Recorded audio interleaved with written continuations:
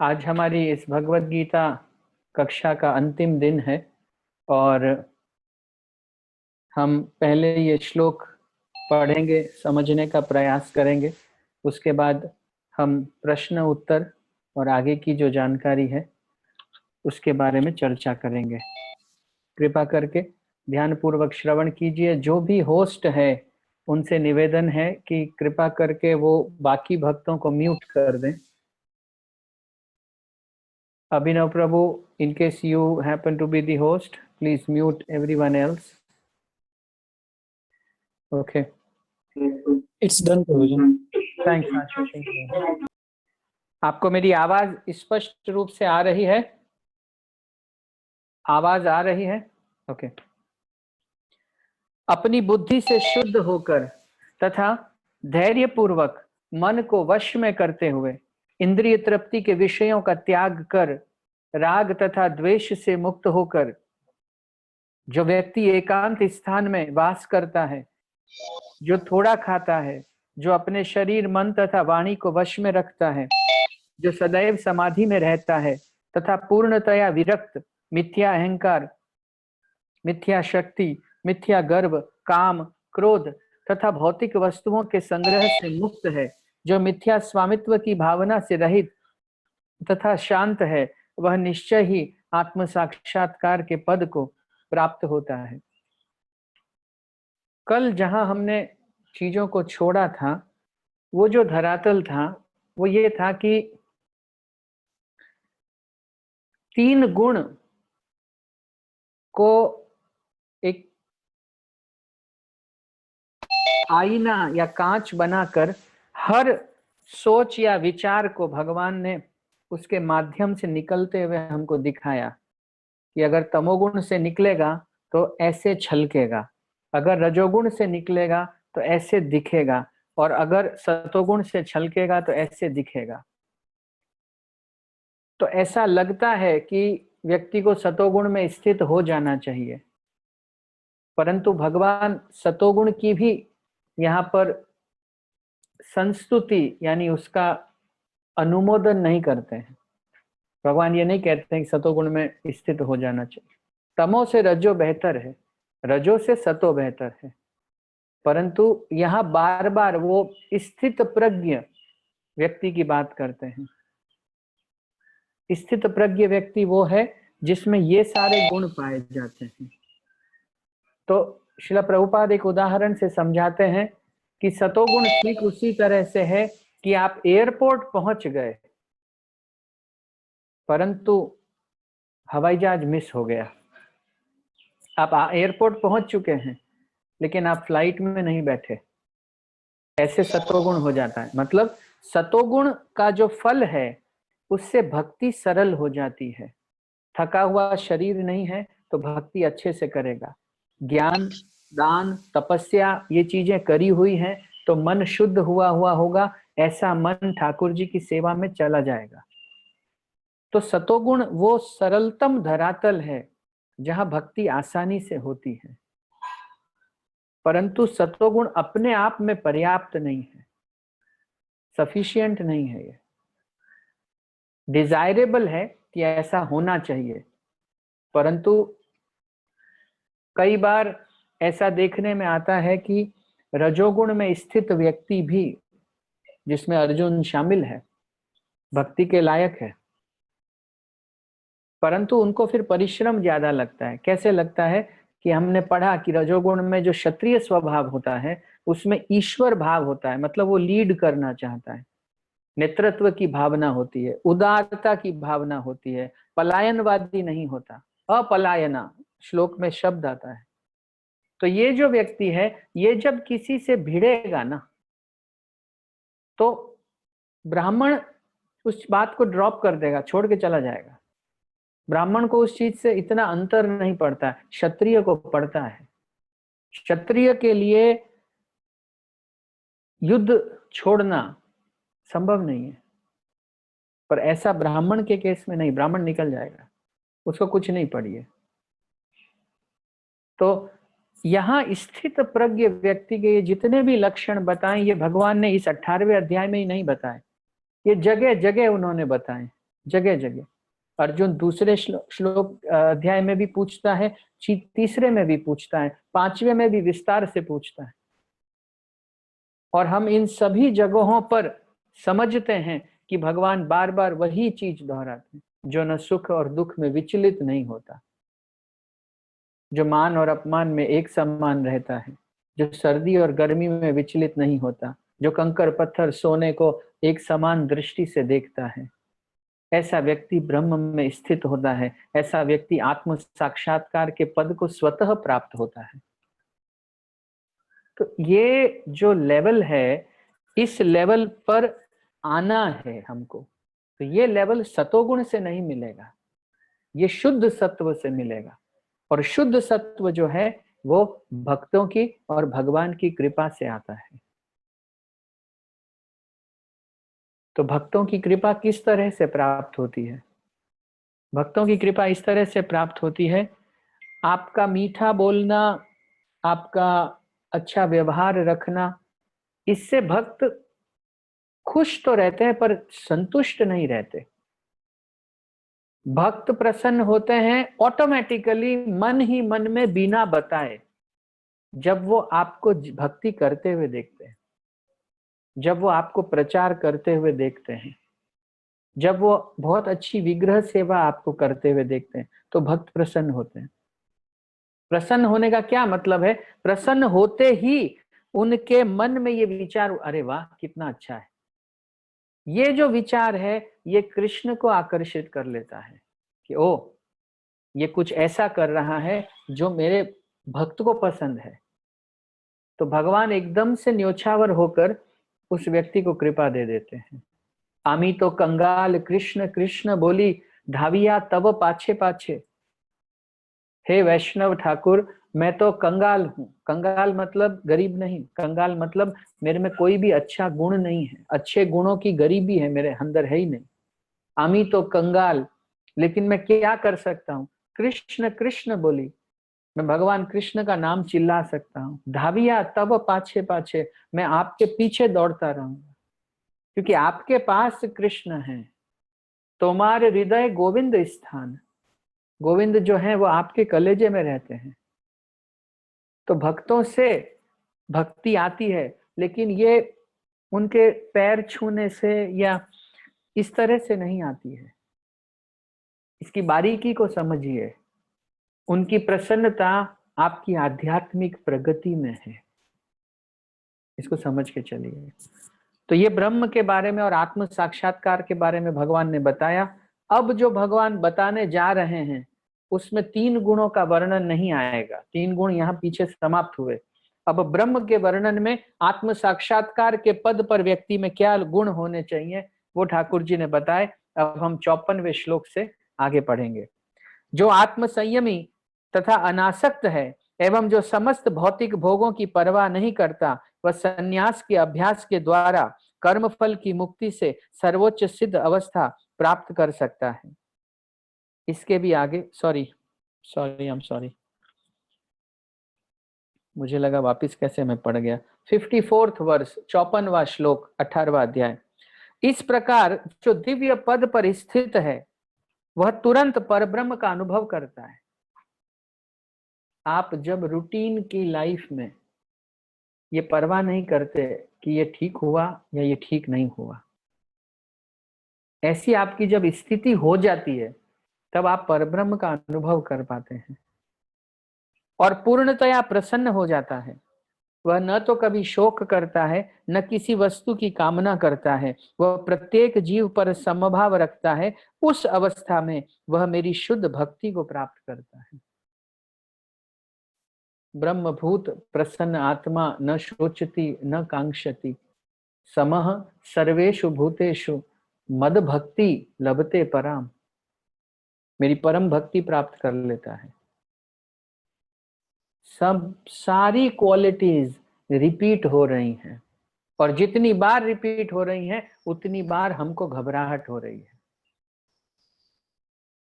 क्योंकि हमको लगता है ये इम्पॉसिबल है, ये इम्पॉसिबल है, ये हो ही नहीं सकता। तो जब जब भगवान प्रभाव बताते हैं ऐसी रिक्वायरमेंट है भाई, इस कॉलेज में एडमिशन लेना है तो ये आना चाहिए। अब ये क्वेश्चन पेपर डिफिकल्ट हो गया है।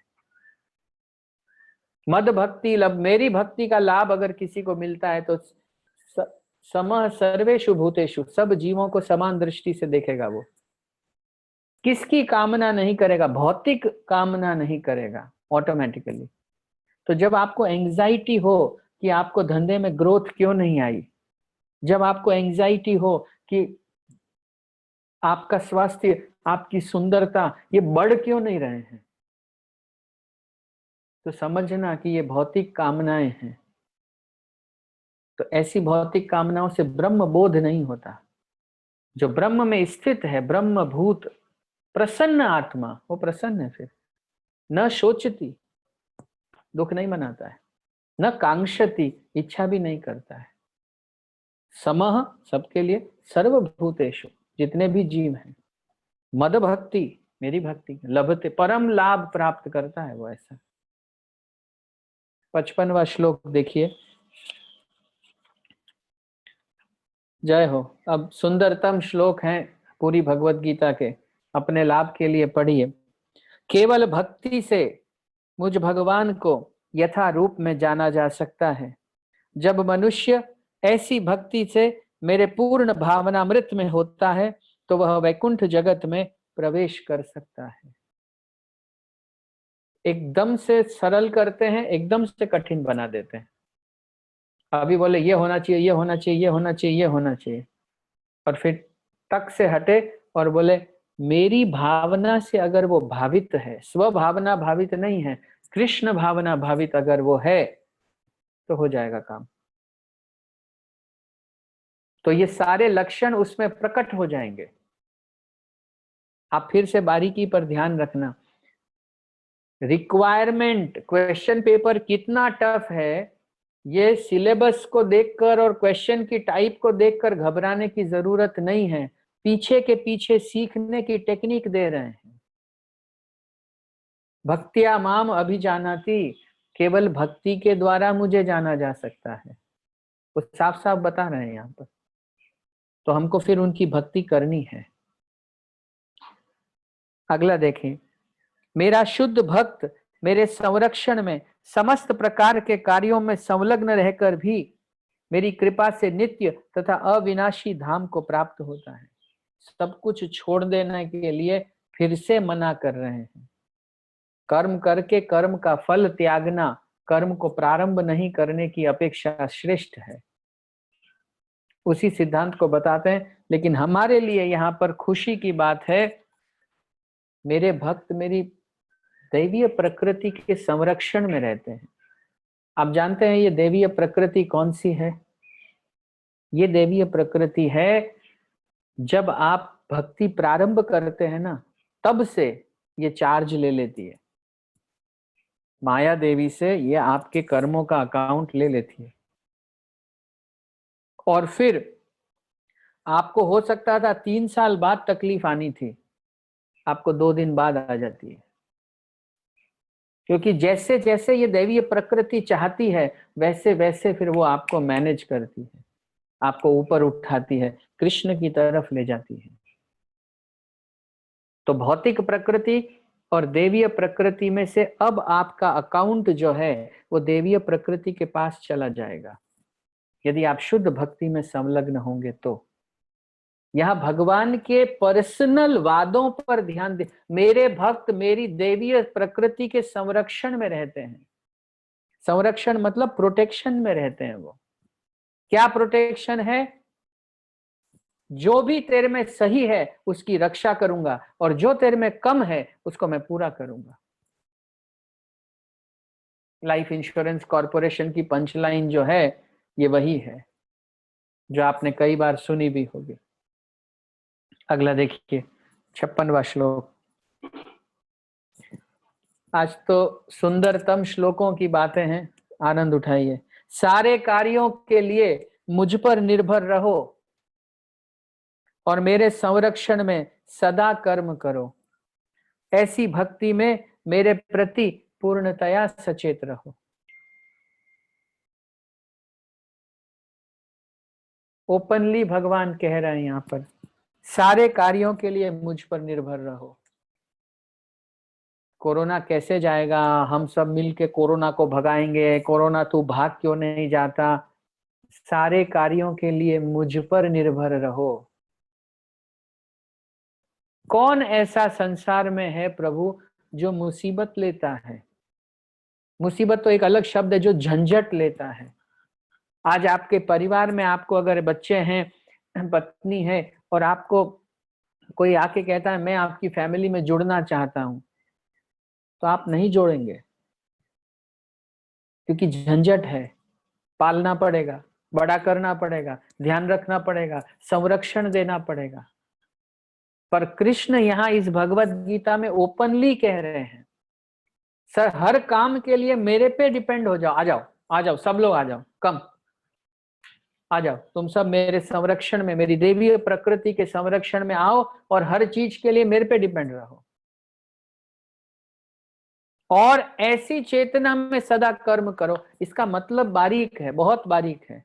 ऐसी चेतना में सदा कर्म करने का मतलब है मुझे सिर्फ करना है, प्रोटेक्टेड तो मैं हूं ही, ये बात चूकने मत देना प्लीज। मुझे सिर्फ करना है, प्रोटेक्टेड तो मैं हूं ही, मेरी चेतना नहीं गिर सकती, क्योंकि मैं देवीय प्रकृति के संरक्षण में हूं। और उन्होंने मुझे कह दिया है कि हर काम के लिए मुझ पर निर्भर रहो। तो जब हर, और ऐसी भावना में सदा कर्म करो। अब मैं जा रहा हूं ऑफिस, मैं जा रहा हूं दुकान, मैं कर रही हूं घर का काम, लेकिन मैं डिपेंडेंट नहीं हूं, मैं अब सिर्फ कृष्ण पे डिपेंडेंट हूं। हर कार्य के बहुत इसलिए रुक रहा हूं क्योंकि ये अगर स्लिप हो गया तो ये सारी मेहनत पीछे की बेकार है। ये गुणों की समझ व्यर्थ है, ये वर्णाश्रम पद्धति समझना व्यर्थ है, ये सारा आपने जो आत्मा और शरीर के भेद समझे हैं, सकाम कर्म समझा है, ध्यान योग समझे, सब व्यर्थ है, सब व्यर्थ है अगर ये एक लाइन क्लियर नहीं हुई तो। हर कार्य के लिए सदा मुझ पर निर्भर रहो। कौन संसार में बोलता है भाई ऐसा? कोई नहीं बोलता, कभी भी नहीं बोलता है। एक कृष्ण कहते हैं ये बात। यही उनकी खूबसूरती है, यही उनका प्यार है। और जो व्यक्ति कृष्ण के भरोसे है वो फिर कर्म क्यों नहीं करेगा? क्यों नहीं करेगा? उसको उसकी सेफ्टी अश्योर्ड है ना। जब आपको मालूम है आपको कुछ नहीं होना है तो फिर आप अपना काम करो। वो जो हल्कापन है काम करने में, उसको सोचिए। वो जो मजा है फिर वो काम करने में, वो मैं पहले ही मार चुका हूं अर्जुन, अब मार दे, मेरे द्वारा मारे जा चुके हैं, तुम केवल युद्ध में निमित्त हो। हर कार्य के लिए सदा, कभी कभी नहीं, मुझ पर निर्भर हो जाओ। आकर कह रहे हैं अपनी निर्भरता के लिए। ये इस भगवत गीता का निचोड़ है प्रभु जी एंड वैष्णवीस, निचोड़ है ये इसका। Depend, go be dependent on Krishna. Prabhupada बहुत बार कहते थे जाओ भगवान के भरोसे हो जाओ, जाओ भगवान के। और हमारा साला, डोंट माइंड माई लैंग्वेज, लेकिन हमारा ऐसा गंदा एटीट्यूड है, नहीं भगवान तो हैं लेकिन, लेकिन तेरा ये लेकिन तुझे यहीं रखेगा, यहीं रखेगा। ये जो इन कमजोर भुजाओं में कॉन्फिडेंस है ना, ये यहां रहने का कारण बन जाएगा। You must understand this very very clearly. सारे कार्यों के लिए सदा मुझ पर निर्भर रहो। साथ ही साथ दूसरी चीज बोली, और ऐसी भावना में सदा कर्म करो। ऑफिस जाना है, दुकान पे जाना है, बिजनेस चलाना है। भाई साहब, मैं किसी धन्ना सेठ पे डिपेंडेंट नहीं हूं, नहीं हूं। मैं किसी बॉस पे डिपेंडेंट नहीं हूं। मैं किसी हस्बैंड पर भी डिपेंडेंट नहीं हूं कि ये कमा के लाएगा तो मैं जिंदा रहूंगी। कृष्ण पे मैं डिपेंडेंट हूं, कृष्ण देंगे मुझे, अवश्य राखी वो कृष्ण, भगवान मेरे को जरूर रखेंगे। क्यों? क्योंकि वो कह रहे हैं आओ मेरे पे डिपेंड हो जाओ, आ जाओ। और ऐसी कॉन्शियसनेस में काम करो आराम से। ये आदेश को अधिकार समझिए, आदेश को कर्तव्य मत समझिए। ये आदेश हमारा अधिकार है, हमारा अधिकार है हमारे बाप के पास जाना और उनके भरोसे हो जाना। तुम जानो, तुम्हारा काम जाने। शिला प्रभुपाद इलाहाबाद में एक दवाई की फैक्ट्री के मालिक थे, तो उसमें आग लग गई थी। जब उसमें आग लगी तो प्रभुपाद बाहर आए और जोर जोर से नाच रहे थे। तो लोगों को लगा कि अभय बाबू को गर्मी चढ़ गई दिमाग में, क्योंकि इतना बड़ा कारखाना जल गया। तो किसी ने पूछ लिया कि आप ठीक तो हैं? तो प्रभुपाद कहते हैं कि मैं ठीक हूँ, क्या हुआ मुझे? बोले नहीं, आप ऐसे ही हंस रहे हैं और नाच रहे हैं। बोले भागवतम में भगवान ने कहा है, जब मैं किसी पर विशेष कृपा करता हूँ तो मैं उसका सब कुछ हर लेता हूँ, और जब मैं उसका सब कुछ हर लेता हूँ तो उसके सगे संबंधी जो हैं वो उसका त्याग कर देते हैं। फिर वो बहुत कोशिश करता है कि वो वापस उनका प्रेम पा सके, लेकिन गरीबी के कारण वो उसको वो प्रेम मिलता नहीं है, और अंत में हताश होकर वो मेरे पास आ जाता है। फिर मैं और वो, हम दोनों आराम से रहते हैं।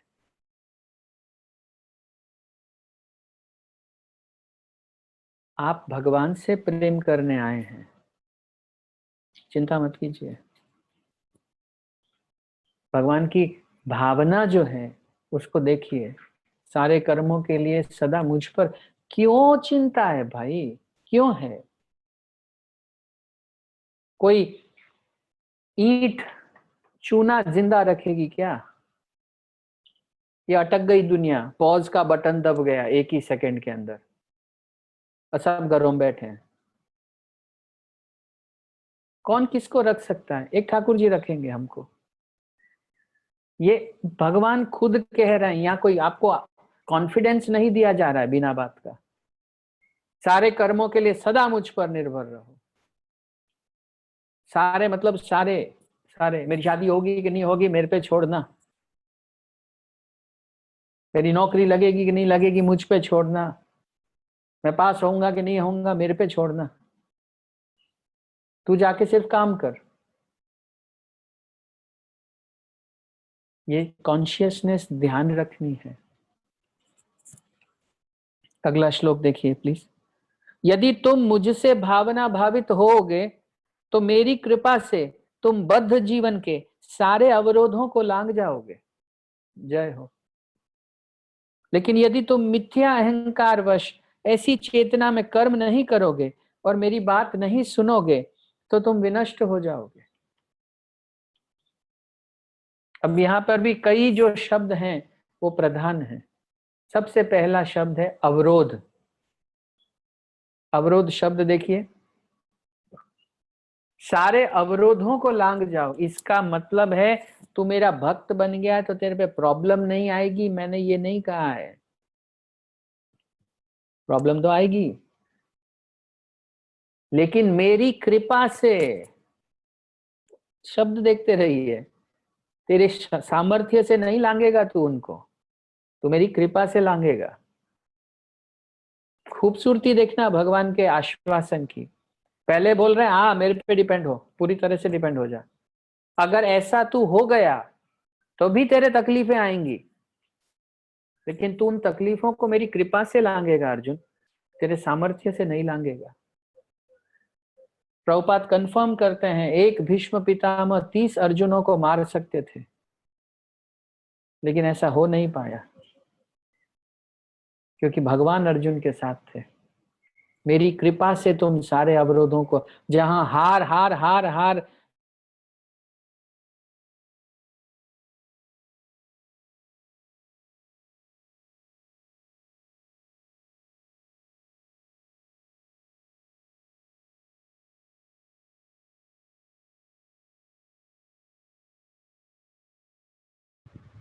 हरे कृष्णा, हम राधापति प्रभु को भी फोन करके कांटेक्ट कर रहे हैं, आप यहीं पे बने रहिए।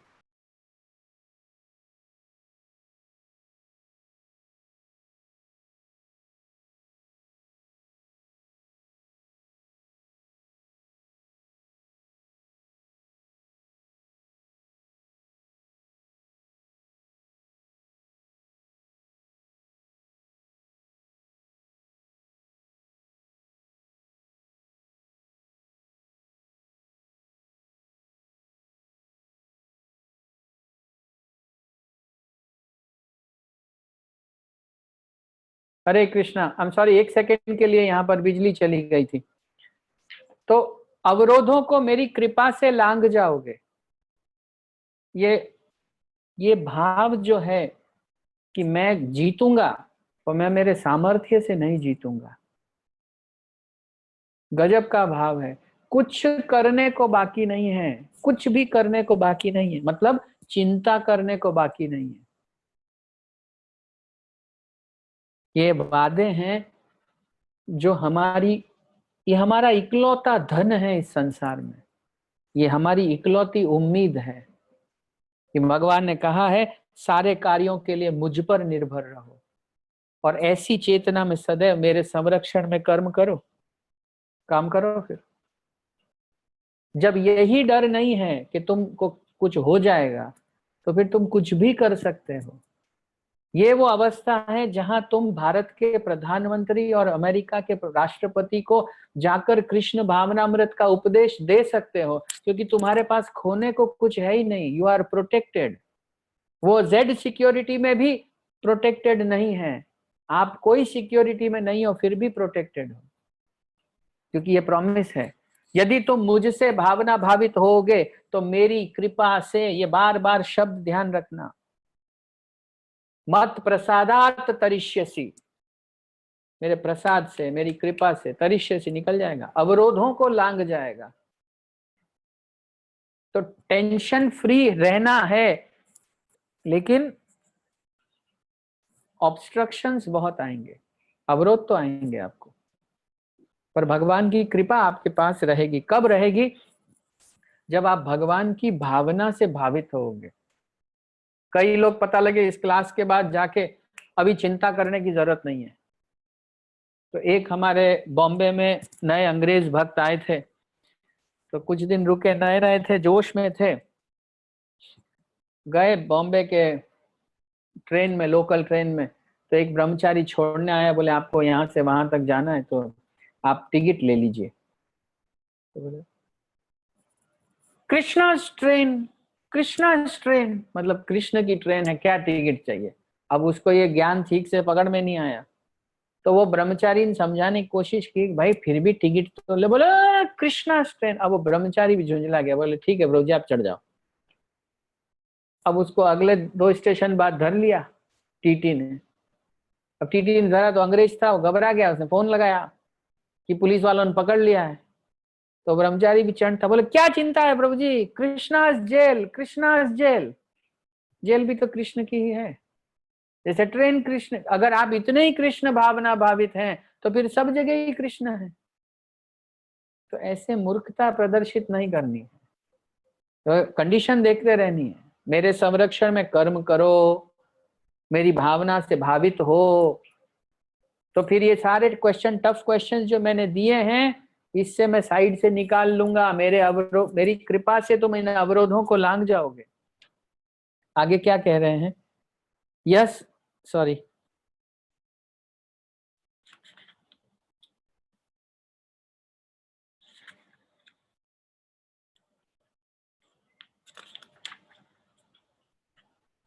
लेकिन यदि तुम मिथ्या अहंकार वश ऐसी चेतना में कर्म नहीं करोगे कि भगवान तो है लेकिन अपने को भी तो करना, तो अपने को ही पड़ेगा यार, अपन ही जा रहे हैं यार। ये जो 3.5 होशियार होते हैं ना, ये इनके साथ होता है। They truly think that they are doing it, जबकि तीसरे ही अध्याय में भगवान उनको बेवकूफ बोल के चल पड़े आगे। प्रकृते क्रियामानानि गुणे कर्मणि सर्वशः अहंकार विमूढ़ आत्मा कर्ता अहम इति मन्यते, मैं करता हूं ऐसा मानता है। और भगवान ओपनली कह रहे हैं मेरे बोले बोले नहीं करेगा तो तू नष्ट हो जाएगा। नष्ट होने का मतलब घूम इस जन्म मृत्यु के चक्कर में घूमता रहे।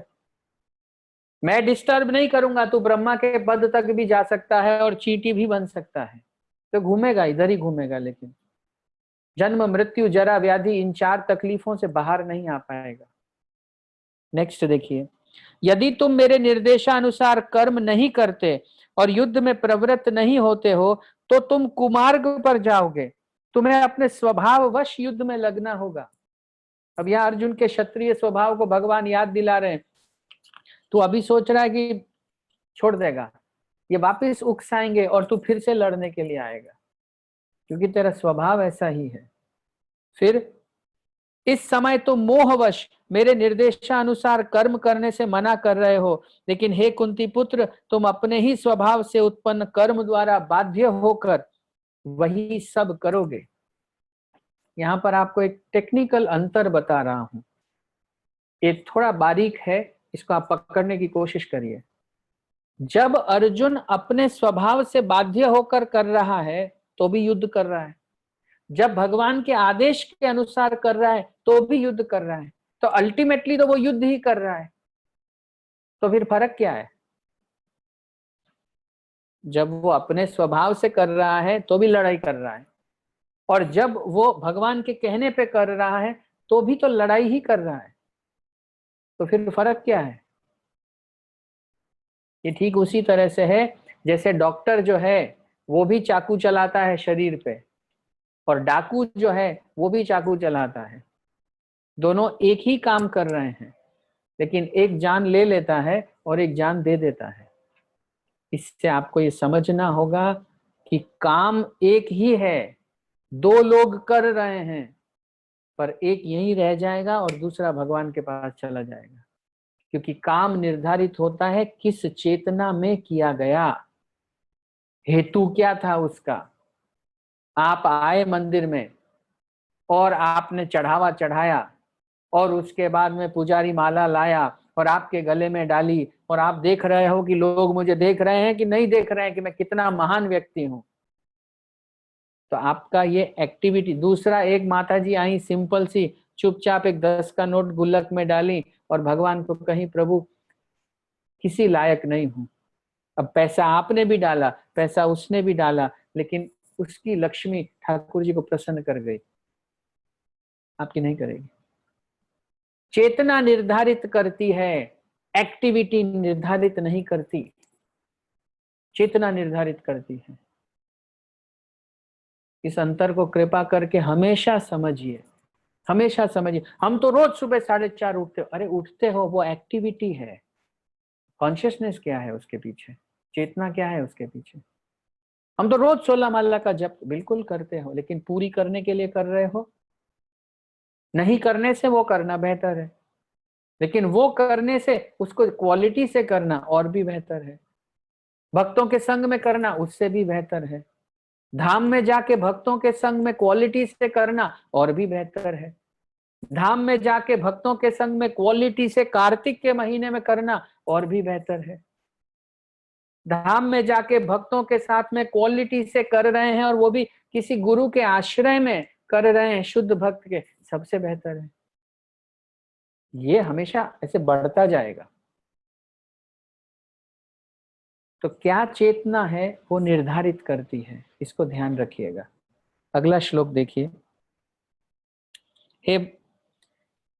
हे अर्जुन, परमेश्वर प्रत्येक जीव के हृदय में स्थित है और भौतिक शक्ति से निर्मित यंत्र में सवार की भांति बैठे समस्त जीवों को अपनी माया से घुमा रहे हैं, भरमा रहे हैं।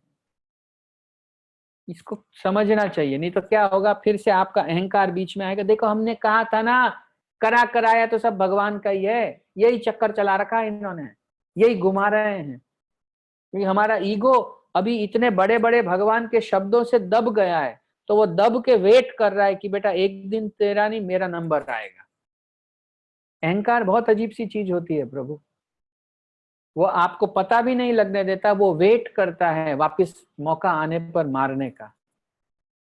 तो यहाँ पर जिस समय पर भगवान कह रहे हैं कि माया से घुमा रहे हैं, तो इसको ऐसे समझिए कि जब आपका बच्चा आपकी सही बात को नहीं समझ पाता है और अपनी ही धुन पे अड़ जाता है कि मुझे यही करना है, तो उस समय आप कभी कभी कहते हैं अच्छा ठीक है कर कर जा कर, फिर वो करता है, फिर उसको नुकसान होता है, फिर वो उसको मानना नहीं चाहता है क्योंकि वो मान लेगा तो बेवकूफ सिद्ध हो जाएगा, इसलिए वो फिर आपको कहता है नहीं नहीं ये नहीं मैं फिर से करूंगा। आप बोलो हाँ फिर से कर, कर और कर। इस तरह से भगवान जो है जीव को ये वाला भोगना था, चलिए देख, अच्छा इसको नहीं उसको करना है, ये करके देख उसको, क्योंकि वो वैदिक संस्कृति को पकड़ ही नहीं रहा है, इसलिए भगवान उसको मना नहीं कर रहे हैं, उसकी स्वतंत्र इच्छा में बाधा नहीं डाल रहे हैं, इसलिए वो भ्रमित होता रह रहा है।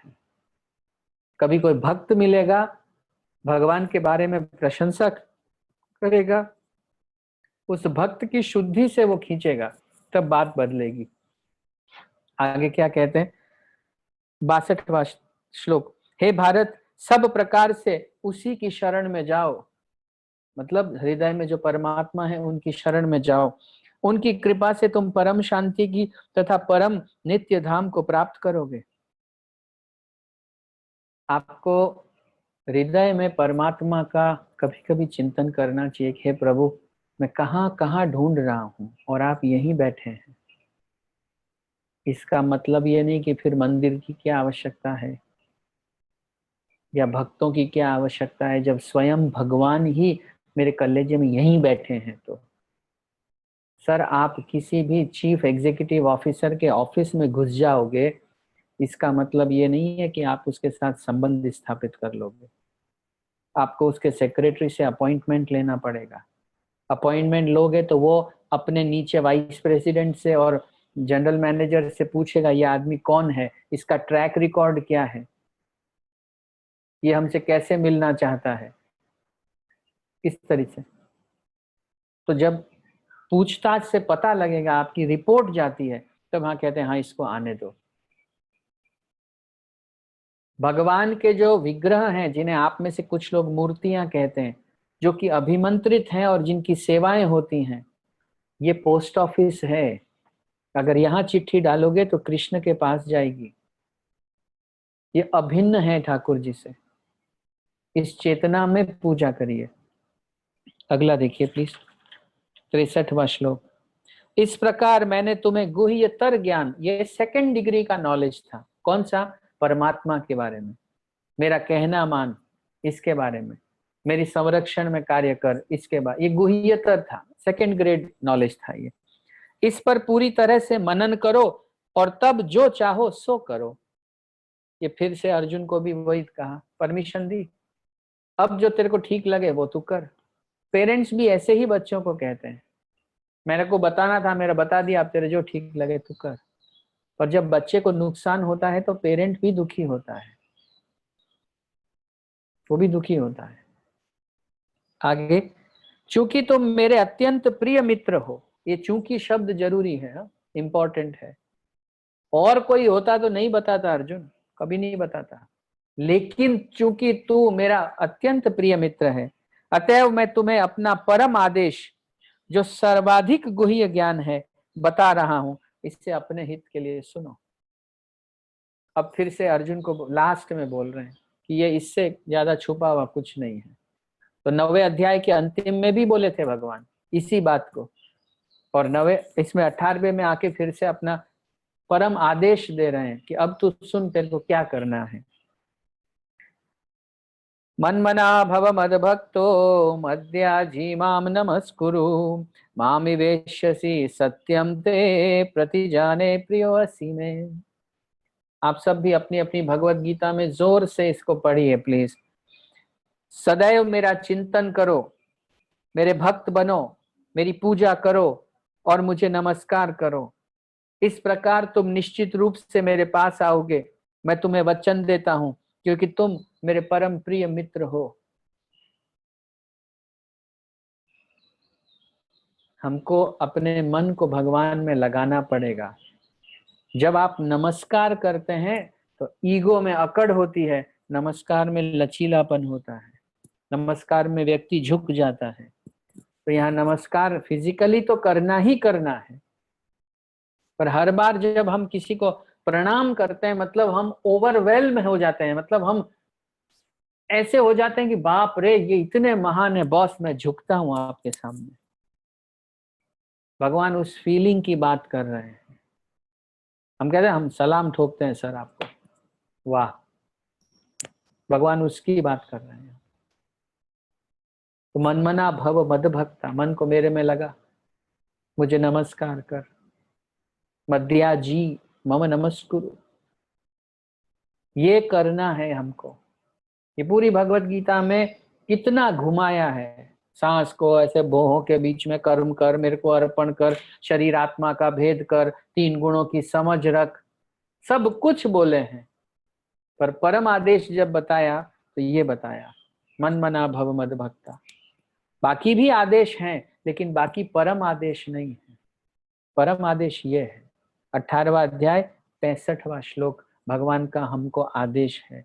ये पिता की हमको इंस्ट्रक्शन है कि इसको करो।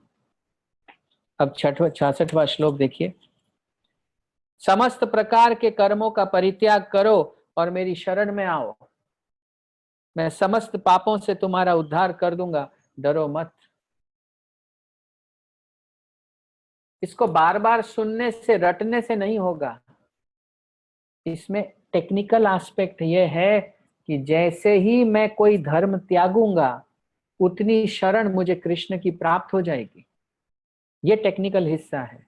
जब तक मैं धर्म त्यागूंगा नहीं तब तक मुझे शरण प्राप्त भी नहीं होगी। भले मैं इस श्लोक को बड़बड़ाता रहूं बैठ के आराम से, जितना गुड़ डालेंगे उतना ही मीठा होगा। तो भगवान ने ये कह दिया, सर्वधर्मान परित्याज्यम माम एकम, मेरी मैं ही हूं एक जिसकी शरण लेनी चाहिए। ये क्यों बोलते हैं ऐसा? क्योंकि हम अलग अलग लोगों की शरण लेते हैं। बच्चा पिता की शरण लेता है, स्टूडेंट टीचर की शरण लेता है। एक जमाने में हुआ करता था और वैदिक संस्कृति में अभी भी होता है, पत्नी पति की शरण लेती है। जो ऑफिस में एम्प्लॉय है वो बॉस की शरण लेता है। जो दुकान पे लड़का है वो सेठ की शरण लेता है। मारवाड़ी में हमारे राधा गोपीनाथ मंदिर में जयपुर में एक भजन रोज सुबह गाते हैं, उसमें ये पंक्ति आती है कि जल में बसे कुमोदिनी, चंद्र बसे आकाश, जो जाके शरणे बसे ताको ताकी लाज। जो जिसकी शरण में बसता है उसको उसकी लाज होती है। तो हम सबकी शरण लेते रहते हैं, ये अलग अलग लोगों की। ये मेरा ध्यान रखेगा, ये मेरे को पाल लेगा, इसका मेरे पे हाथ चाहिए, ऐसे सोचते रहते हैं। भगवान क्या कहते हैं? सर्वधर्मान परित्याज्यम माम एकम, एक मेरी शरण का क्या मतलब है? उसके बाद डर नहीं है बॉस, उसके बाद डर नहीं। काम करेंगे ना, हम भी करेंगे, आप भी करो, हम भी करेंगे। हम वो सब गुर लगाएंगे जो भौतिक शक्ति के लिए जरूरी, हम करेंगे, पर हम आपकी शरण नहीं लेंगे सर, आप जाओ। इसलिए कभी भी कृष्ण को चीप मत बेचिएगा। ये सेलिब्रिटी है, ये राजनेता है, ये स्पोर्ट्स स्टार है, जो जो है हमारे से उसकी भौतिक योग्यता सैकड़ों गुना ज्यादा है, लेकिन हमने ठाकुर जी की शरण ली है और ठाकुर जी से आगे कुछ भी नहीं है, कुछ भी नहीं है। इसलिए कभी ऐसा मत होने देना, कोई धन्ना सेठ हो, कोई बहुत रूपवती स्त्री हो, चाहे कोई बहुत ही एजुकेटेड आदमी हो, इनके आगे भगवान को सेकेंडरी ट्रीटमेंट मत देना। सर्वधर्मान परित्याज्य माम एकम शरणम व्रज। और भगवान कह रहे मैं पाप हर लूंगा, ये भी बोल रहे आम तो आम सर्व पापे भी, मैं तेरे सारे पाप ले लूंगा। तो अर्जुन को डाउट हुआ, चिंता होती, इसलिए कहते हैं माँ शुच, जो डरता क्यों है? क्योंकि हम डरते हैं, ये हमारा स्वभाव है। डिफेंड करना अपने आप को हमारा नेचर है, ये भगवान को मालूम है, इसलिए कहते हैं डर मत। डरता क्यों है? हमको डाउट होता रहता है कृष्ण पे, पता नहीं सब छोड़ छाड़ दूं और कुछ नहीं मिले हाथ में तो माया भी गई, राम भी गया। इसलिए हम शरण नहीं लेते हैं। तो भगवान बात को पुष्ट करने के लिए कहते हैं, निडर होकर घोषणा कर अर्जुन, मेरे भक्त का विनाश नहीं होता। फिर खुद कहते हैं फिर से, सारे कार्यों के लिए मुझ पर निर्भर रहो, मेरे संरक्षण में कर्म करो। ये भगवान के आश्वासन है, भगवान के प्रोमिसेस हैं हमको। ये माल जो क्लाइमेक्स होता है ना हर पिक्चर का, ये भगवत गीता का क्लाइमेक्स था, जिसमें अंतिम में बोले अब मैं परम आदेश बता देता हूं, मन मना भव मद भक्ता। यही 9वें अध्याय के अंतिम में भी दिया है, पर यहाँ फिर से बोला है। आगे सुनिए, यह गुह्य ज्ञान उनको कभी भी न बताया जाए जो न तो संयमी है, न एकनिष्ठ, न भक्ति में रत है, न ही उसे जो मुझसे द्वेष करता है। आपको रथ यात्रा निकालने की परमिशन है, आपको नगर कीर्तन करने की परमिशन है, ठीक उसी तरह जैसे सारे टीवी वाले अपनी मतलब कंपनी वाले अपने प्रोडक्ट का एडवर्टीजमेंट करते हैं, वैसे हम भी करते हैं। लेकिन किसी ईर्ष्यालु को जाके भगवान की लीलाएं सुनाना, भगवान के चमत्कारों के बारे में बताना, ये भगवान को पसंद नहीं है। उसे आकर्षित करना है, पर उसको जाके थोपना नहीं है। भगवान उस पर थोपने नहीं है, अपने आप को इतना आकर्षक बनाना है। प्रभुपाद कहते थे प्योरिटी इज द फोर्स। जितनी आप में शुद्धता होगी उतना आपका प्रचार होगा। और प्रचार मतलब संख्या नहीं, मैं आपको उस बात पर भी बताऊंगा कुछ देर बाद में। 68वां श्लोक देखिए, जो व्यक्ति भक्तों को यह परम रहस्य बताता है वह शुद्ध भक्ति को प्राप्त करेगा और अंत में वह मेरे पास वापस आएगा। मैं आप जैसे 100 भक्तों को ये रहस्य बताया तो मैं ऐसे ही थोड़ी बताया, मेरा भी तो कमीशन है ना, यही मेरा कमीशन है। जो व्यक्ति भक्तों को ये रहस्य बताएगा वो क्या होगा, शुद्ध भक्ति को प्राप्त करेगा। तो अब आप क्या करोगे, रुको नहीं, यहाँ पर भगवत गीता पठन पाठन की एक क्रांति चलाओ। हमने हमारे इस्कॉन शेषाद्रीपुरम में एक नारा बनाया था चिकपेट के व्यापारियों के लिए, हर घर गीता पढ़ाएंगे, हम नरसी मीरा बनाएंगे। हमको घर घर गीता पढ़ानी है। लोग बहुत सीधे हैं, हर आदमी ईर्ष्यालु नहीं है, गरीब अमीर इसमें मायने ही नहीं रखता है। सबको अपने ओरिजिनल पिता को से संबंध स्थापित करवा दीजिए, यही भक्ति है। जब आपके कलेजे में ये आग लगेगी और फिर सब चीजों को छोड़कर आप उसमें अपने आप को झोंकेंगे, तब आपको कृष्ण अनुभव में उतर जाएंगे। कंफर्टेबल लाइफ में मतलब वही है, स्वर्ग सब जाना चाहते हैं, मरना कोई नहीं चाहता, और मरे बिना स्वर्ग मिलता नहीं है। प्रचार करने जाओगे 50 तकलीफें आएंगी, 50 तकलीफें आएंगी।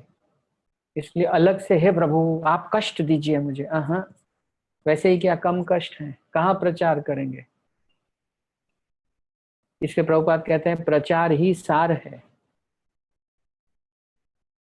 आपने सुना, अब आप इसको बता ही नहीं सकते कि क्या मजा आया, पर आया। और अब इच्छा है कि दूसरा व्यक्ति जो बेवकूफ है, जिसको दिख ही नहीं रहा है, नॉलेज ही नहीं है उसको मैं ये अंतर का दर्शन करा सकूं। इसलिए हर 7 सेकंड में हम ये एक भगवत गीता किसी न किसी को बांट रहे हैं।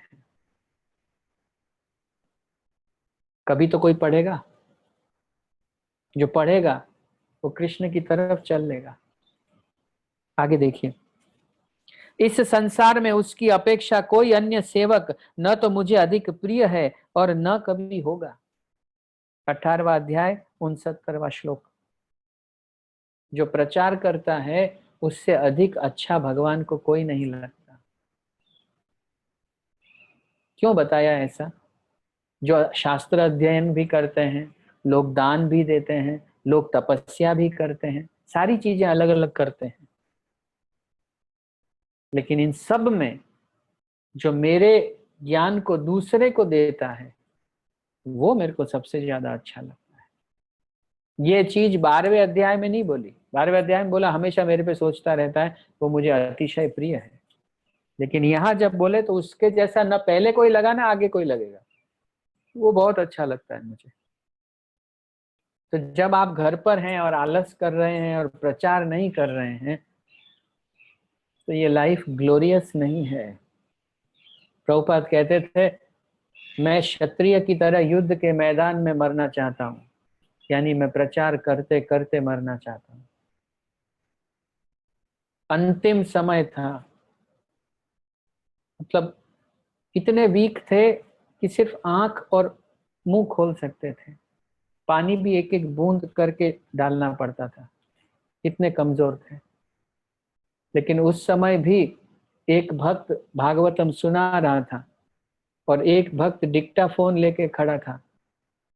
प्रभुपाद की मेमोरी और कंसंट्रेशन इतना ज्यादा था, शरीर में इतनी पीड़ा होने पर भी प्रभुपाद लास्ट मोमेंट में भी ट्रांसलेशन कर रहे थे। यही वो तात्पर्य है जो श्रील प्रभुपाद ने रात रात भर बैठ के लिखे हैं।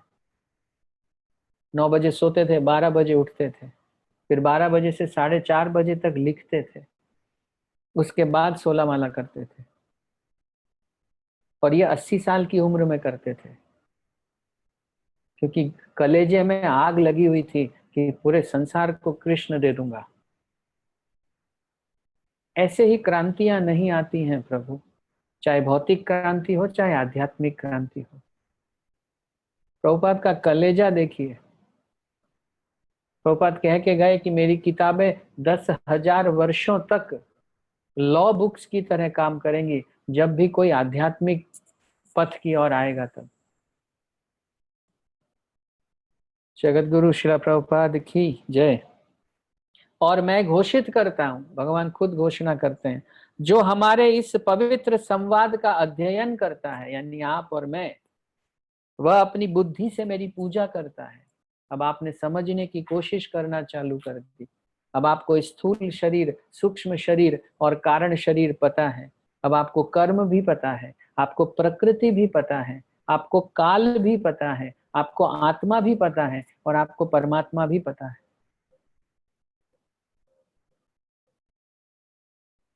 अगला देखिए, और जो श्रद्धा समेत तथा द्वेष रहित होकर इसे सुनता है वह सारे पापों से मुक्त हो जाता है। तो लोग क्या समझते हैं, इधर सुना इधर मुक्त। पूरे विश्वास से, क्वालिटी देखिए, श्रद्धा सहित सुनता है। तो किसी की श्रद्धा 2% है तो उसके 2% पाप जाएंगे, किसी की श्रद्धा 99% है उसके 99% पाप जाएंगे। आपकी श्रद्धा कैसी है? अगर भगवान ने बोल दिया कि मेरे जन्म और मेरा कर्म दिव्य है और आपको 100% विश्वास हो गया, तो मतलब आपके व्यवहार में वो चीज छलक जाएगी, आप सब कुछ छोड़ के सेवा में लग जाओगे, तो सारे पाप कट जाएंगे। तो ऐसे आप यूं पढ़ ली साहब तो पाप मुक्त हो गए। हाँ, यहाँ कह रहे हैं श्रद्धा सहित तथा द्वेष रहित होकर, जलन के बिना। ये जलन तो भगवान को चलती ही नहीं है, क्योंकि भगवान जानते हैं ये हमारा यहाँ पर मूल स्वभाव है। और उन शुभ लोकों को प्राप्त होता है जहां पुण्यात्माएं निवास करती हैं।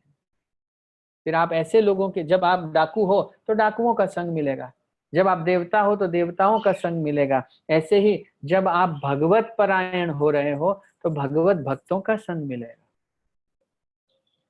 अंतिम कुछ श्लोक हैं श्रीमद् भगवत गीता के। हे प्रथापुत्र, हे धनंजय, क्या तुमने इस शास्त्र को एकाग्रचित्त होकर सुना और क्या अब तुम्हारा अज्ञान तथा मोह दूर हो गया है? अब एंड कर दिया भगवान ने और ये क्वेश्चन पूछ लिया। अर्जुन ने कहा, हे कृष्ण, हे अच्युत, अब मेरा मोह दूर हो गया है। आपके अनुग्रह से मुझे मेरी स्मरण शक्ति वापस मिल गई है। कौन सी स्मरण शक्ति? ये तो उसको याद है कि वो अर्जुन है, तो कौन सी स्मरण शक्ति? ये स्मरण शक्ति कि वो अर्जुन नहीं आत्मा है, ये है। आत्मा होने के नाते सब कुछ अमर है और अपरिवर्तनीय है। जो बदल रहा है वो इस भौतिक प्रकृति में बदल रहा है। तो जब आत्मा के धरातल पे अर्जुन स्थित हो जाता है, जब ये याददाश्त गुरु की कृपा से ये होती है, कृपा, सर पे हाथ रख दो गुरु महाराज, फिर जूझ रहे हैं, करंट आ रहा है, बेहोश हो रहे हैं, कुछ तो भी उलूल जुलूल अंधविश्वास।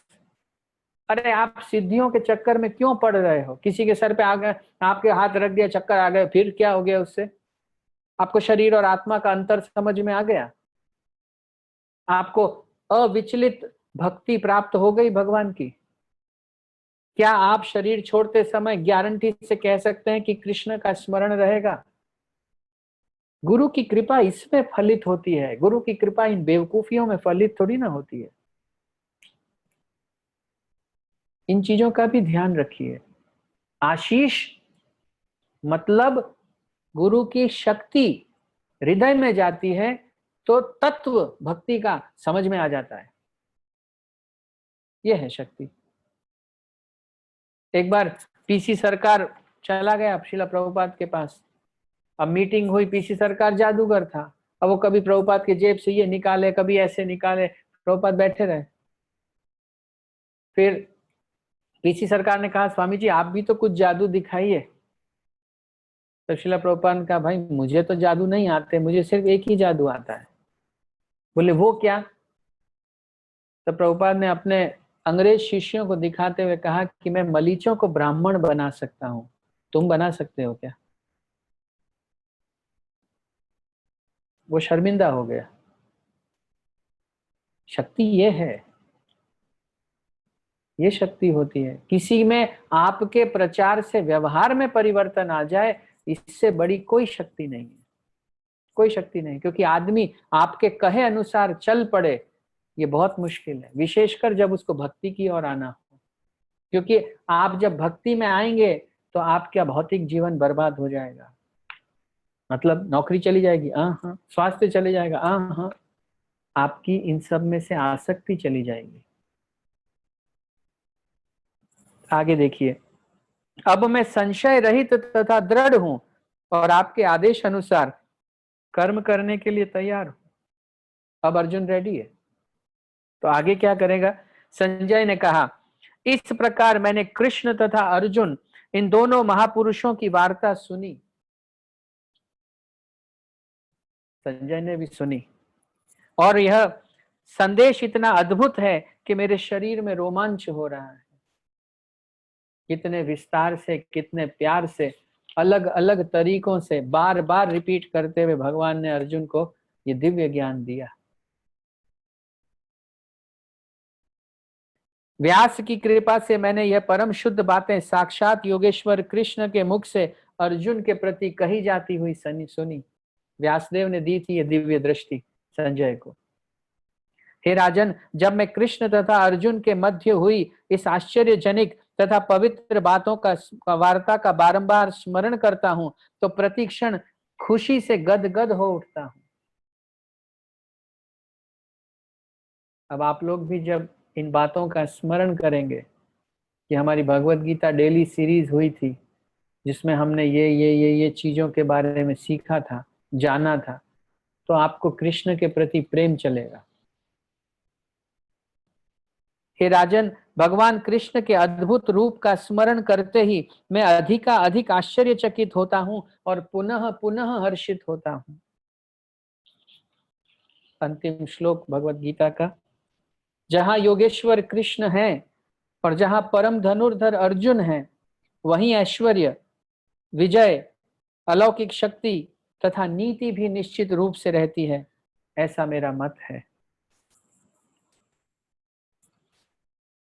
ग्रंथराज श्रीमद् भगवत गीता की जय, आप सभी भक्त वृंद की जय। जो हमने 17 मार्च को चालू किया था वो हमने 28 अप्रैल को खत्म कर दिया। I am also very very happy. अब मैं आपको एक रहस्य बताता हूं।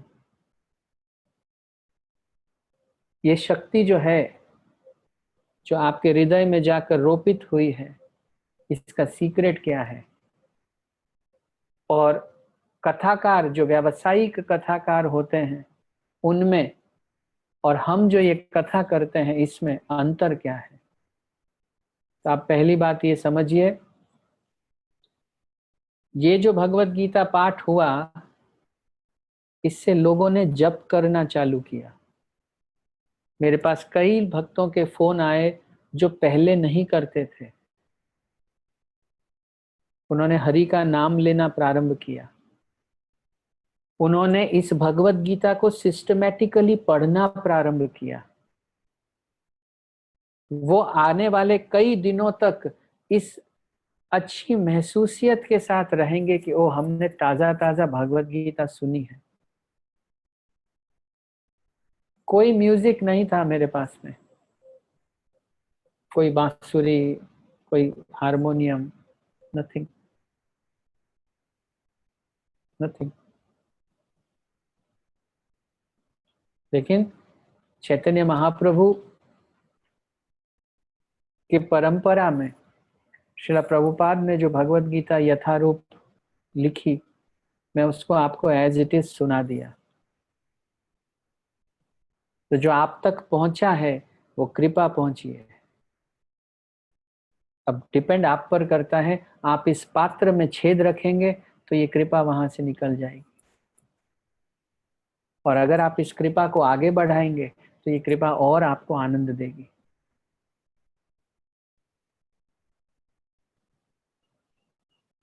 इसलिए इसे गिरने मत दीजिए। आपको भगवान का परम आदेश मिल चुका, जो मेरे इस ज्ञान को दूसरे को देता है उससे अधिक प्रिय न तो मुझे कोई है और न कभी कोई होगा। सततम कीर्तयन्तो माम यतन्तश्च दृढ़व्रता। बार बार गिरता है मेरा भक्त, पर कोशिश करके खड़ा होता है। अलग अलग युक्तियों के साथ में वो निरंतर मेरा भजन करता है। सततम कीर्तयन्तो। तो जो लोग सिर्फ ऐसे ही चले आए थे, वो ऐसे ही नहीं आए। हर व्यक्ति जो यहाँ पर आया सुनने के लिए, उसको चैतन्य महाप्रभु की प्रेरणा थी, इसलिए पहुंचा, नहीं तो नहीं पहुंचता। मैं आपको साफ बता रहा हूं। वो सब छट गए प्रभु जिनके मन द्वेष से भरे हुए थे।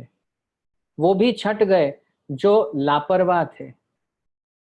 यहाँ वो रह गए जिनमें भले योग्यता कुछ और हो ना हो, पर जिन्हें सुनने में रुचि थी, वो यहाँ रुक गए, तो उनकी जिंदगियां बदल गई। अब ये लोग भगवान के नाम की शरण ले लगे। अब ये आध्यात्मिक शॉपिंग करते नहीं घूम, अरे वो प्रभु जी, वो महाराज बहुत अच्छा गाते हैं, वो कितना सुंदर उनका वो, हाँ हाँ हाँ। अब आपको क्यों? क्योंकि अब आपको बोतल में और शहद में अंतर पता चल गया।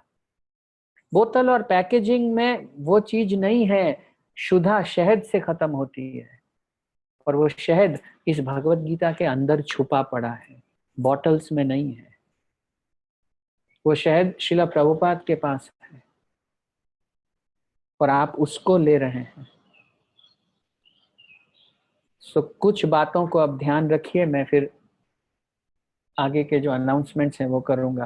पहली बात, अगर आपको ये भगवत गीता वाकई अच्छी लगी तो आपसे मैं दक्षिणा में एक ही चीज मांगता हूं, आप प्लीज भगवान के नामों के जप कभी मत छोड़ना, कभी भी मत छोड़ना। आपको शंका हो तो भी मत छोड़ना, आपको बहुत भरोसा बैठ जाए तो भी मत छोड़ना, आप बीमार हो तो भी मत छोड़ना, आपको बहुत यश प्राप्त हो जाए तो भी मत छोड़ना। आप इस हरे कृष्ण महामंत्र की शरण कभी भी मत छोड़ना। अगर आप इतना कर देंगे तो मेरे लिए ये भगवत गीता पठन पाठन का पूरा पारितोषित होगा, और वो मुझे बहुत प्रसन्न भी करेगा और संतुष्ट भी करेगा। हरिनाम, और उसमें भी विशेष रूप से वो हरिनाम जो एक स्थान पर बैठकर या खड़े होकर, घूम घूम कर नहीं, एक स्थान पर बैठकर या खड़े होकर लिया जाए। वो हरि नाम जो स्पष्ट लिया जाए, बोला जाए और सुना जाए, वो हरि नाम जिसको लेते समय आप मोबाइल चेक नहीं करें, आप ये देखें नहीं कि ये हो गया, ये टीवी के अंदर ये आ रहा है, वो ये कर रहा है, ये कर रहा है, नहीं, आप तल्लीनता के साथ नाम ले। ऐसा नाम बहुत जल्दी फलित होगा, आपको बहुत जल्दी फलित होगा, नहीं तो ये श्रवण आपको काम नहीं आएगा।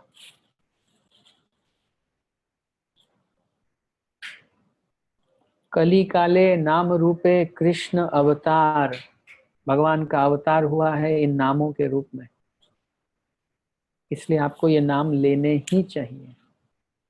ये मेरा आपसे अनुग्रह है, विनती है, आप जैसे भी माने, ये मेरा आपसे बहुत हाथ जोड़कर विनती, प्लीज भगवान के नाम लीजिए, कभी मत छोड़िए इसको।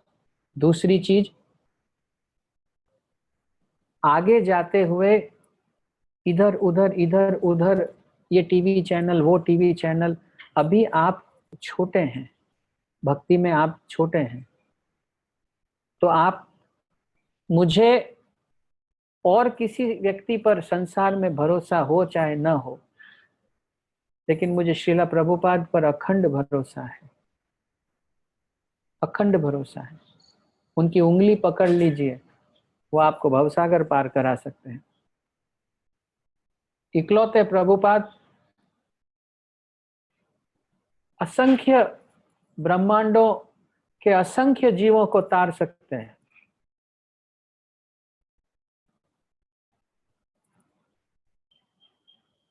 आप हर तरह से उनकी शरण में रहिए।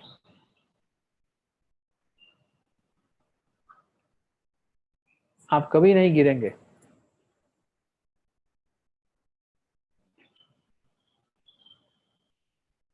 इसलिए ये महाराज अच्छे हैं, वो सन्यासी अच्छे हैं, वो फलान, वो अच्छे हैं, वो अच्छे हैं, लेकिन क्या वो आपको भगवत धाम ले जा पाएंगे?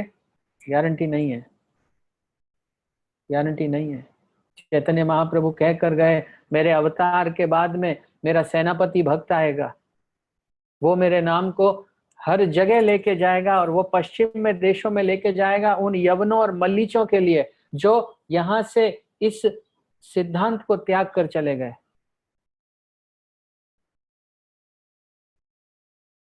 हरिनाम की शरण, प्रभुपाद की शरण में आप कभी ठगे नहीं जाएंगे, कभी ठगे नहीं जाएंगे।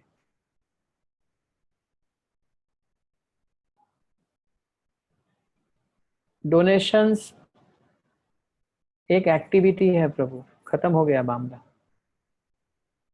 अभी लाइफ डोनेट कीजिए। किसको? ठाकुर जी को।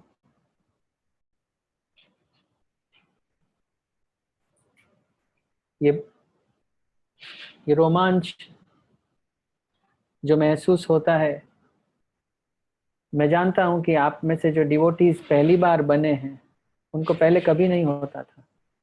ऐसा नहीं है कि वो कृष्ण को जानते नहीं थे, उन्होंने सुना था, लेकिन चैतन्य महाप्रभु की शरण लेकर जो नहीं भजता है, शरण लेया भजे तार कृष्ण नहीं तजे, बाकी सब मरे अकारण। जब आप वैष्णवों की शरण लेकर भगवान का भजन करते हैं, तो भगवान फिर कभी आपका त्याग नहीं करते। प्रभुपाद की शरण लेकर भजन कीजिए, स्पिरिचुअल शॉपिंग मत कीजिए। मैं बार बार आपको याद दिला रहा हूं, भगवान कितना घुमा गए, दूसरे अध्याय में कहीं, तीसरे में कहीं, चौथे पांचवे में कहीं, छठे में कहीं। अब जिसने 6 अध्याय ही पढ़े हैं, वो भक्ति को सुन ही नहीं पाया तो समझ ही नहीं पाएगा। भगवत गीता का सार भक्ति है, लेकिन अलग अलग दिमागों के लोग हैं, उन सबको भी आगे ग्रोथ देने के लिए भगवान ने अलग अलग पथ बताए हैं। इसी तरीके से आपको सब जगह साधु मिलेंगे, पर एक शक्त्यावेश शुद्ध भक्त जो है वो विरला होता है। मैं तुलसीदास जी को बहुत सम्मान देता हूँ, सूरदास जी को भी बहुत सम्मान देता हूँ, मैं मीरा को भी बहुत सम्मान देता हूँ, मैं नानक जी को भी बहुत सम्मान देता हूँ, लेकिन मैं प्रभुपाद को इसलिए विशेष सम्मान देता हूं क्योंकि ये सब लोग अपने आसपास के वातावरण में ही लोगों को भक्ति दे सके।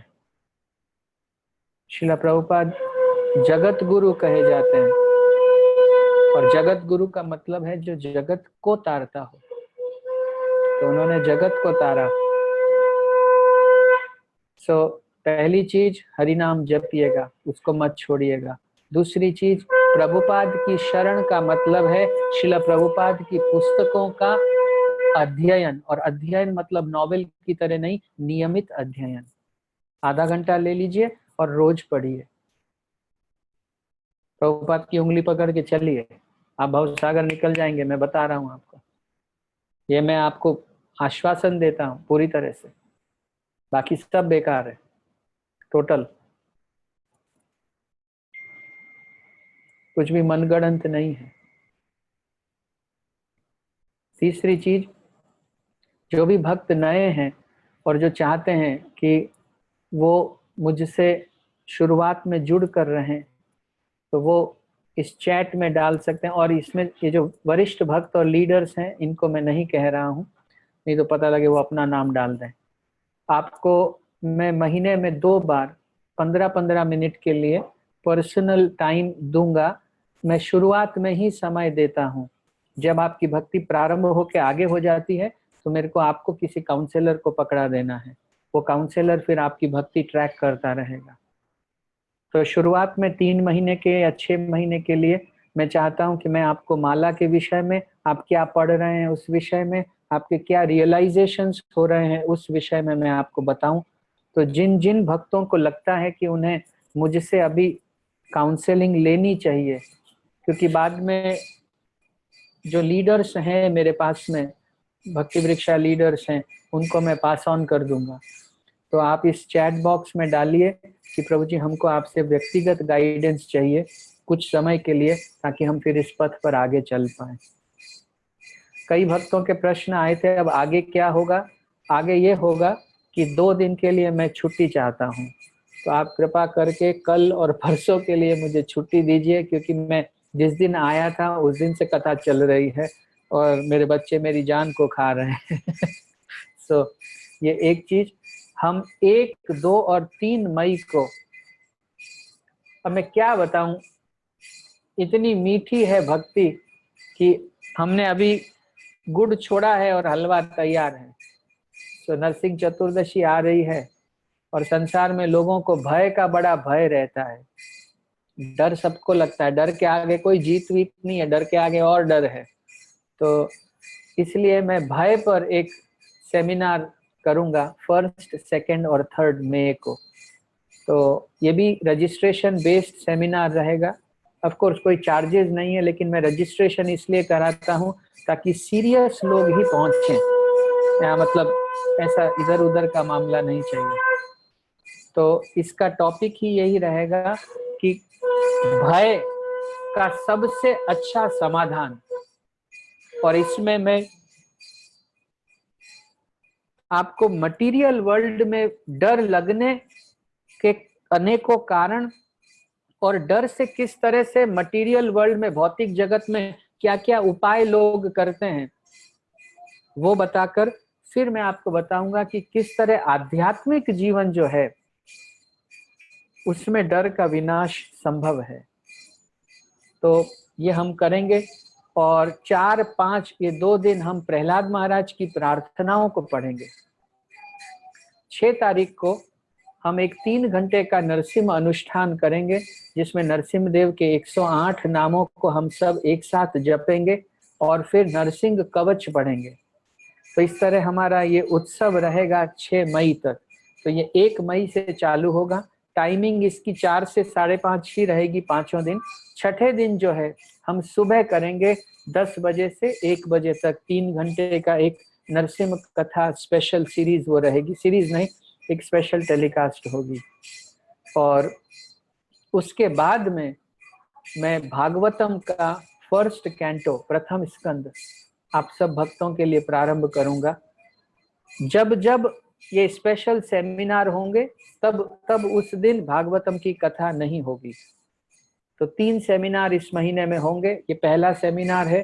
दूसरा सेमिनार होगा माताओं के वैष्णवियों के लिए, आदर्श वैष्णवियों का क्या आचरण होना चाहिए। तो वो सेमिनार भी फ्राइडे सैटरडे संडे को होगा, यानी कि 15, 16, 17 को। और लास्ट मई के वीक में बच्चों के लिए एक चिल्ड्रन एंड स्पिरिचुअलिटी पे एक वर्कशॉप होगा। वो भी 3 दिन का ही रहेगा, जिसमें बच्चों के साथ मुझे इंटरैक्ट करना है ताकि वो आप लोगों के प्रेशर से हटकर मुझसे बात कर सकें। ठीक है, तो इसके साथ ही आप मुझे अवकाश दीजिए। Radhapati Prabhu, sorry yes, sorry Radha please बोलिए Prabhu, please. once you done I want to talk 2 minutes, please be there. No, I am done, you please go ahead. फिर No, खाली please, अभी please. महाराज के उसका अनाउंसमेंट करना है, तो मैं बस वो कर देता हूँ। Please, please, please. आपको बता दूं, जो भक्त नहीं जानते हैं, परम पूजनीय लोकनाथ महाराज कीर्तन सम्राट कहे जाते हैं संसार के। हरे कृष्ण महामंत्र उनसे बेहतर कोई नहीं गाता है। महाराज की शुद्धि बहुत जबरदस्त है, और ये जो हरिनाम जप है महाराज इसको पूरे विश्व में करवा रहे हैं। तो आज हमारा ये बहुत सौभाग्य है कि महाराज 6:45 बजे जूम पर हमें एड्रेस करेंगे, और मैं रिक्वेस्ट भी करूंगा कि महाराज हमें थोड़ा सा कीर्तन भी कर सुनाएं। तो आप सबसे निवेदन है उसके लिए आप उपस्थित रहें। अभी मैं बता नहीं रहा हूं, लेकिन हमारे जूम के इस कार्यक्रम पे बड़े बड़े आचार्य आते ही रहेंगे, तो वो संदेश आपको पहुंच जाएंगे। ओवर टू यू मिथिलाधीश प्रभु।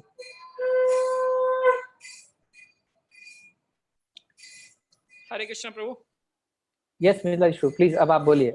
प्रभु जी, मैं क्षमा चाहता हूँ कि this should be done by Sureshwar Prabhu or somebody else who is senior, but one senior devotee asked me to glorify you when this session is ended.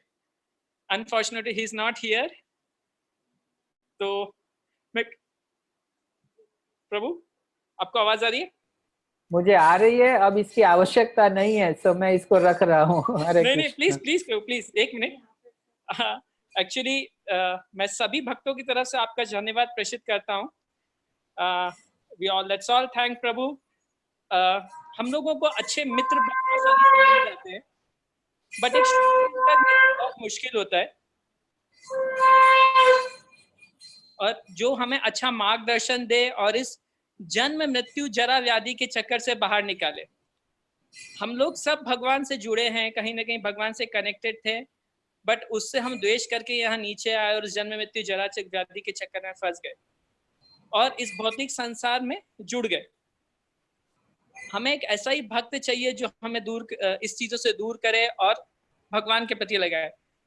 हम राधापति गोपीनाथ प्रभु का बहुत बहुत धन्यवाद प्रेषित करते हैं कि उन्होंने अपना महत्वपूर्ण समय निकाला।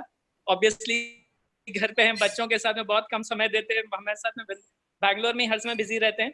घर पे सप्ताह में, महीने में 7 दिन जाते हैं, वो भी महाराज की सेवा में। आप लोगों को मैं बताना चाहूंगा, राधापति प्रभु जॉब में थे, बट अपने गुरु का आदेश मानते हुए उन्होंने सब कुछ छोड़ के अपना पूरा जीवन अपने गुरु की सेवा में, भगवत भक्ति के प्रचार में लगा दिया। So I have to say many things, but unfortunately time is going and I have to get ready for Guru Maharaj class also. So once again, we'll thank behalf of everybody, we'll thank Radhapati Prabhu. Thank you very much. Thank you Prabhu. Vancha kalpataru vayasya kripa sindhubhyev cha patitanam pavanebhyo vaishnavebhyo namo namah. Jagat Guru Srila Prabhupada की जय, श्रील गुरु महाराज की जय, श्रीमद् भगवद गीता की जय, गौर प्रेमानंदे। हरि हरि। धन्यवाद।